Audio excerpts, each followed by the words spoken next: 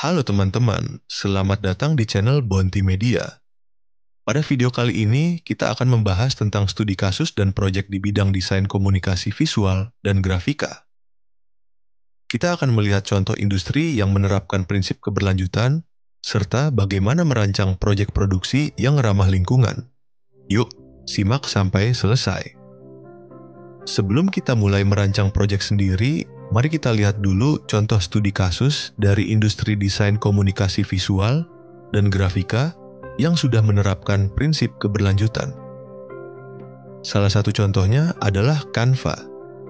Platform desain online ini tidak hanya memudahkan orang untuk mendesain, tapi juga mendorong penggunaan elemen-elemen digital yang hemat energi dibandingkan media cetak tradisional.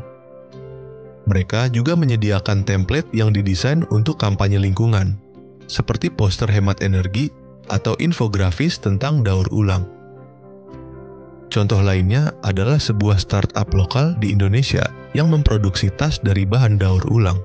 Mereka bekerja sama dengan desainer grafika untuk menciptakan branding yang menarik dan edukatif. Dengan visual yang unik dan pesan yang kuat, mereka berhasil menarik perhatian konsumen sekaligus mengedukasi tentang pentingnya daur ulang. Kedua studi kasus ini menunjukkan bahwa desain komunikasi visual dan grafika bisa menjadi alat yang sangat efektif untuk mendukung keberlanjutan, baik itu melalui platform digital maupun produk fisik. Nah, setelah melihat studi kasus, sekarang kita akan belajar bagaimana merancang proyek produksi yang berkelanjutan di bidang desain komunikasi visual dan grafika. Ada beberapa langkah yang bisa kamu ikuti. Pertama, identifikasi masalah. Misalnya, kamu melihat banyak UMKM di daerahmu masih menggunakan kemasan plastik yang sulit terurai. Kamu bisa mulai dengan merancang solusi untuk masalah ini, seperti kemasan ramah lingkungan. Kedua, riset dan analisis. Pelajari bahan-bahan alternatif yang lebih ramah lingkungan, seperti kertas daur ulang atau bioplastik. Kamu juga bisa mencari referensi desain yang sudah ada untuk inspirasi. Ketiga, konsep dan ide. Buat sketsa atau mood board untuk visualisasi desainmu. Pastikan desainmu tidak hanya estetis, tapi juga praktis dan sesuai dengan nilai-nilai keberlanjutan. Keempat, eksekusi desain. Gunakan software desain seperti Adobe Illustrator atau CorelDRAW untuk membuat desain final. Jika kamu mendesain untuk media digital, pastikan filemu hemat energi dengan ukuran yang optimal. Kelima, implementasi dan evaluasi. Setelah desainmu diproduksi atau digunakan, pantau hasilnya.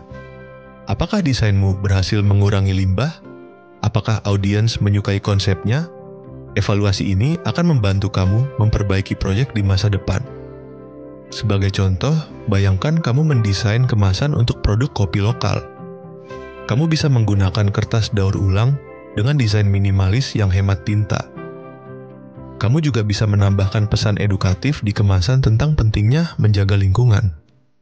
Proyek seperti ini tidak hanya membantu UMKM, tapi juga memberikan dampak positif bagi alam. Nah, itulah penjelasan tentang studi kasus industri desain komunikasi visual dan grafika yang berkelanjutan, serta cara merancang proyek produksi yang ramah lingkungan.